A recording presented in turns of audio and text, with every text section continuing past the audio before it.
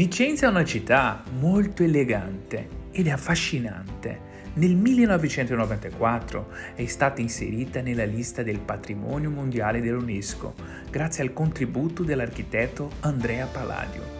Un gioiello per gli amanti dell'architettura, dell'arte, delle storie. La Basilica Palladiana è simbolo indiscusso dello splendore rinascimentale della città.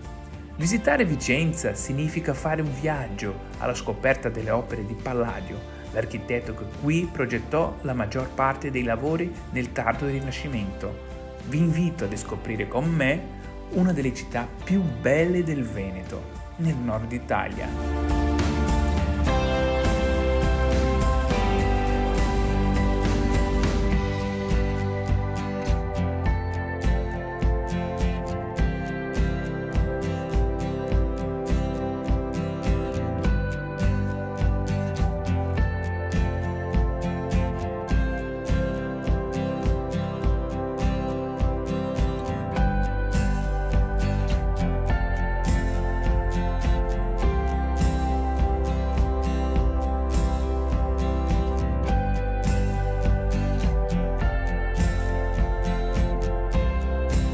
Allora, una basilica che non è una chiesa.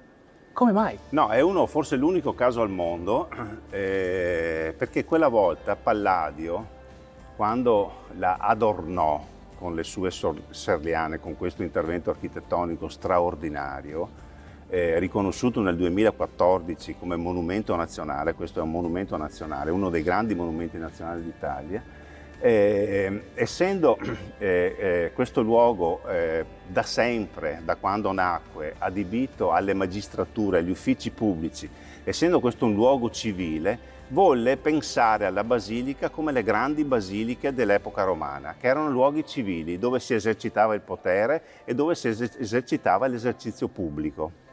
Allora, per quanto riguarda questo posto qua, è rimasto chiuso tanto tempo e dopo avete ristrutturato tutto, sistemato tutto per accogliere i turisti. Allora,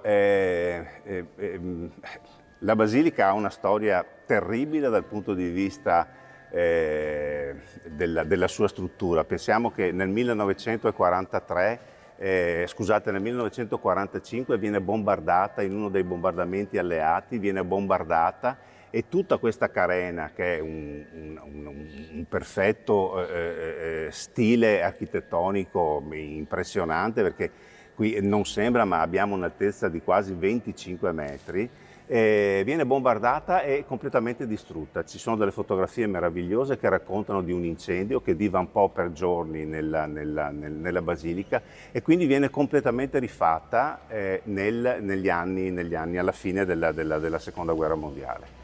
E poi è oggetto di un intervento importante, un intervento di restauro importante dal 2007, dura 5 anni, dal 2007 al 2012, finanziato con un contributo straordinario dal punto di vista finanziario da una grande fondazione bancaria, e da allora la Basilica è offerta alla città in tutto il suo splendore.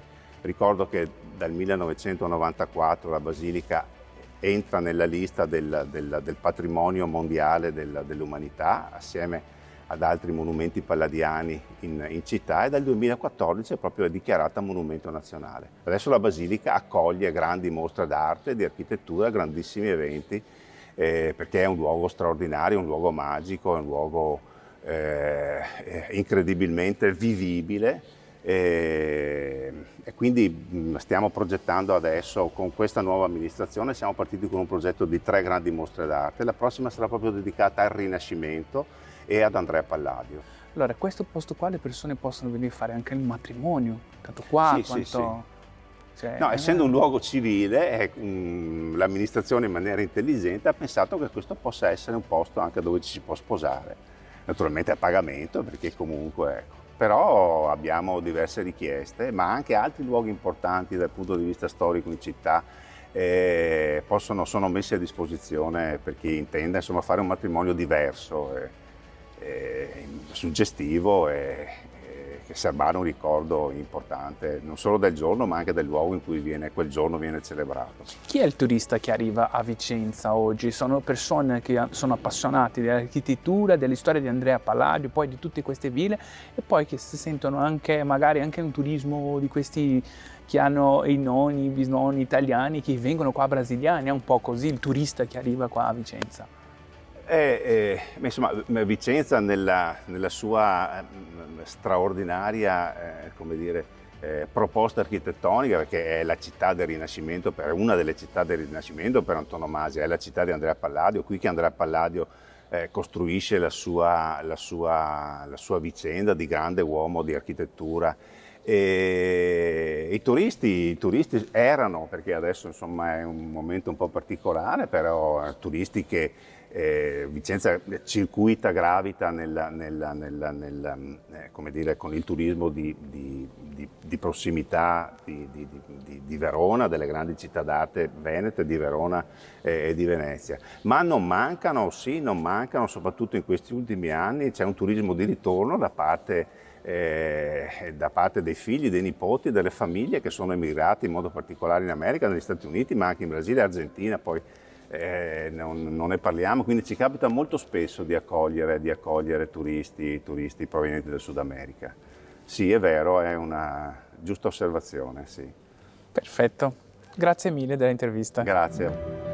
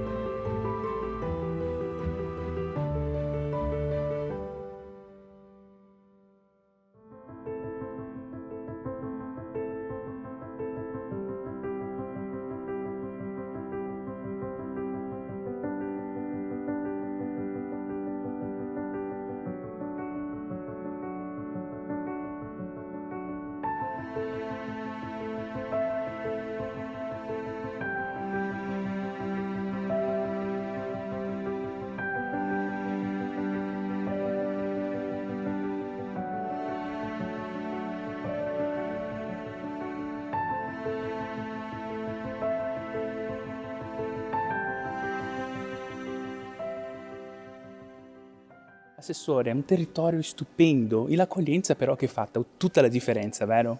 Sì, Vicenza è un piccolo gioiello, non solo del Veneto, ma un po' di tutta l'Italia. Rappresenta proprio l'Italia in se stessa, terra di Andrea Palladio, forse l'architetto più copiato al mondo, terra soprattutto di accoglienza, perché a Vicenza noi amiamo un turismo di prossimità. Qui le persone possono trovare cultura attraverso le 52 ville venete distribuite anche in tutta la nostra provincia, un centro storico veramente molto bello con il Teatro Olimpico, la Basilica Palladiana, il nostro Museo Chiericati, ma anche tante vie che ricordano la nostra storia, e poi buon cibo, come dire, l'accoglienza proprio che ti fa sentire a casa. Questa secondo me è Vicenza. È non solo luogo di cultura e di storia, ma è anche luogo di grande imprenditoria, perché noi siamo una terra anche in cui si lavora molto, in cui si esporta il Made in Italy in tutto il mondo. Sappiamo, tutte queste ville, il teatro, poi la basilica, per prendere cura di tutto questo fate un bel lavoro, è un lavoro, cioè, di stare lì dietro, di sistemare, perché sono tutti, la maggior parte, patrimoni storici mondiali, UNESCO, quindi come fate la gestione di tutto questo? È un lavoro molto, molto faticoso, molto nello stesso tempo, devo dire, entusiasmante, perché quando si hanno gioielli come questi si ha un'enorme responsabilità in tutto il mondo. Qui dove ci troviamo, il Teatro Olimpico, è il teatro coperto più antico del mondo. Sogno della classicità dell'epoca, ma è un luogo in cui si sentono ancora le anime di chi è passato per di qua. Re, regine, ma anche garzoni che venivano qui a sentire i primi spettacoli dell'epoca e che secondo me ancora si percepiscono. È un luogo veramente incredibile che noi dobbiamo continuare a tutelare, perseverare, perché qui chiunque entra sente la magia di quello che Andrea Palladio all'epoca ha voluto creare. Qui anche le scolaresche vengono e si sentono veramente accolte in quella che è la grande storia del nostro mondo, la grande storia italiana e la grande storia di Vicenza. Quindi per noi brasiliani, noi siamo un po' tutti un po' italiani, quindi noi abbiamo anche questo nel nostro sangue, siamo un po' orgogliosi di essere italiani. In Vicenza abbiamo tanti veneti, vicentini anche giù, e quindi queste persone che tornano qua, che vedono tutte queste bellezze, perché voi qua avete una bellezza dell'architetto Andrea Palladio, che è una cosa unica nel mondo, è l'architetto più copiato nel mondo, vero? Eh sì, Andrea Palladio ha veramente scelto Vicenza, perché lui in realtà non è nato a Vicenza, ma per una serie, insomma, di congiunture anche politiche dell'epoca non viene accolto da Venezia, ma invece a Vicenza trova proprio il luogo in cui si può esprimere. È bello pensare che le ville in realtà non erano solo case, erano proprio delle industrie del 1500 e questo è veramente molto interessante perché dà l'idea di come Vicenza fosse una città in qualche modo molto attiva, molto vivace, anche un pochettino ribelle già tanti anni fa. E qui cosa può trovare un brasiliano? Credo che si possa trovare a sentire a casa, possa trovare le sue origini, possa sentirsi veramente accolto, perché a noi i turisti piacciono moltissimo, e possa trovare in qualche modo dei ritmi rallentati, se mi consentite, quel turismo che ti fa venire voglia di ritornare.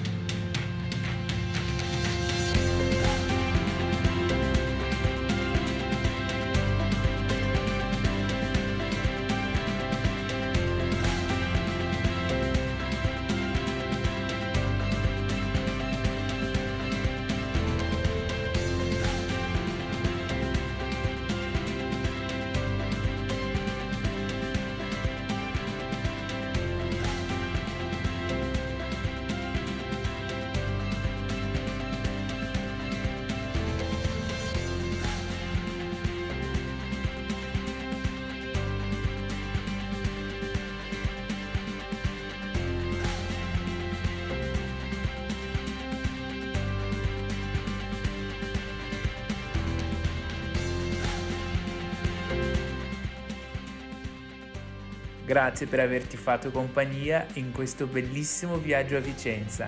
Per sapere un po' di più vi invito a guardare il portale megaminas.com, la rubrica Descubra Comigo.